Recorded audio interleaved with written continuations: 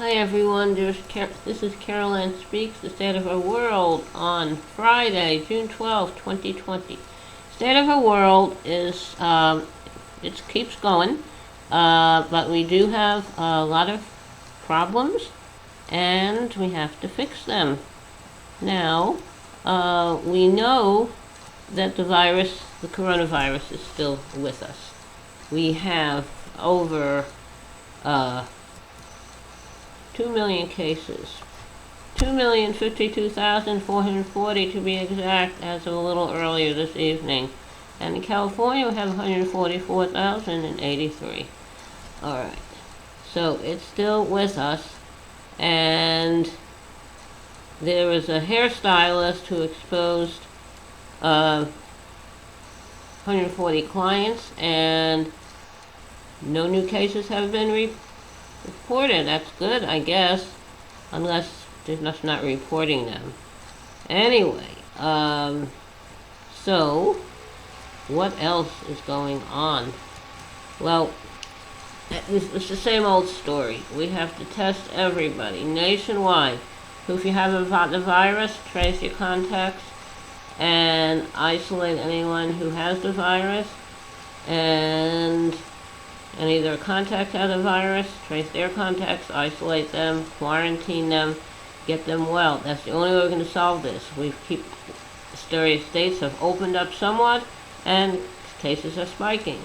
So if you want to solve this, you're going to have to quarantine the whole country, which should have been done when it first appeared, probably in, I believe in October 2019, but Trump refused to do anything. Finally, in February, he was forced to acknowledge it a little bit, but we have over 2 million cases. You have 113,000 plus people who have passed away from the virus.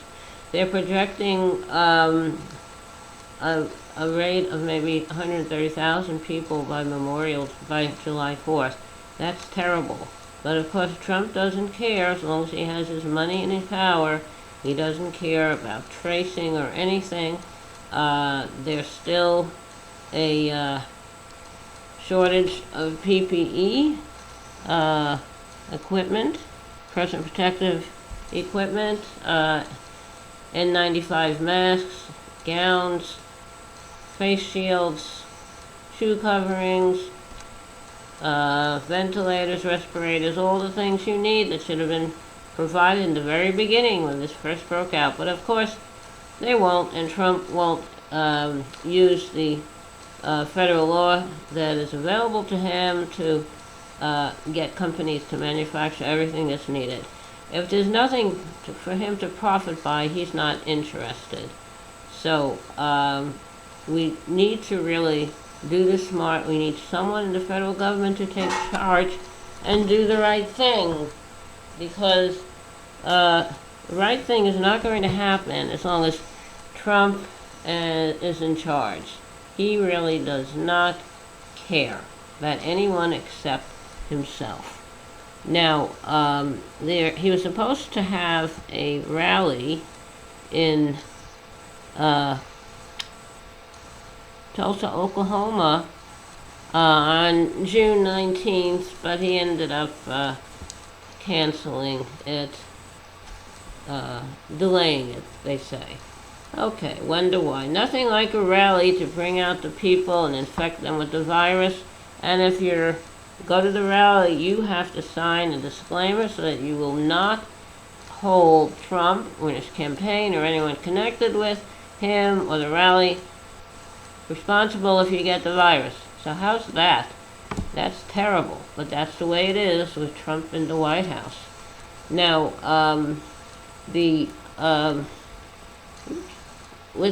since there's a shortage of personal protective equipment, it's mainly hitting minority areas, hospitals in minority areas. That is bad, and no one's doing anything about it.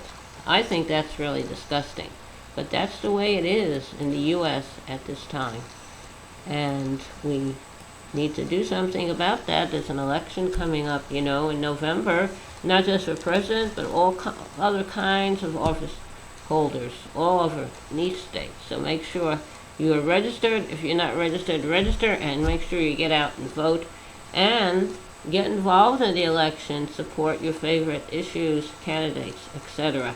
This is a democracy. You do have the right to vote, and especially women. They got the right to vote in 1920. And many women do not take advantage of that. So we really need to make sure that everybody votes. In Georgia, where they had a terrible primary because of voting machines that did not work, very long lines all over, especially in minority areas or big cities like Atlanta, and the voters turnout in Georgia soared despite massive primary day problems. I think that's great. Hope people continue to vote and support their candidates and their causes. That's what the democracy is all about. And the protests are still going on all over the country of the death of Mr. George Floyd at the hands of a Minnesota police officer. I don't know where that's... The protests have been largely peaceful, and there is a possibility maybe something good will come out of this. Now, on a different tack, in the country of Uganda, there's UNESCO Park, and it has a lot of wildlife, and poaching is a big problem there. And the Ugandan site is UNESCO World Heritage Site near the border with the Democratic Republic of Congo. Sorry.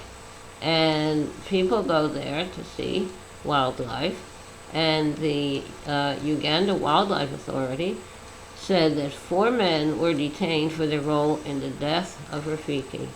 Rafiki is a 25-year-old male gorilla, a silverback gorilla, who was killed in the Gwindi Impenetrable National Park after going missing on June 1st. His body was found the next day. This is a guy who lived for 25 years. A big accomplishment when you're living in an area, in a world where people think it's great to kill other creatures. Now, he didn't do anything. He didn't hurt anybody. He was just living out his life. We're losing all kinds of wildlife to poaching and to illness. So we really have to put a stop to this. All life is precious. All life is precious. He is one of God's creatures. He did not do anything wrong. He was living out his life. And I hope the 4 people who are detained and arrested, I hope they all get the death penalty. And maybe that'll be a message to others who want to go out and kill other creatures. They have just as much right. All the creatures who are not people have just as much right to live a good life and be healthy and happy as do people. So protect them, support groups that protect wildlife, and then we'll have a better world. Now, that's a lot of business here, and maybe it's time for a little song. Okay, here we go. All right, time for a little song. The song I'm going to sing today is called I Believe. It's a very old song. It has been recorded by a lot of people. I believe Elvis Presley recorded this song a long time ago, and I think it was a hit. Okay, here we go. I believe for every drop of rain that falls, a flower grows. I believe that someone in the great somewhere hears every word. Every time I hear a newborn baby cry, or touch a leaf, or see the sky, then I know why I believe.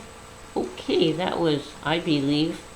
And I hope you liked it, hope you enjoyed it. And it's time to say goodnight again.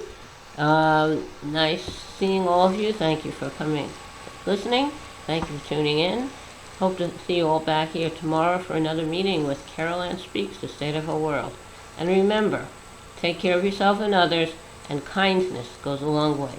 Kindness goes a very long way. Thank you. Good night.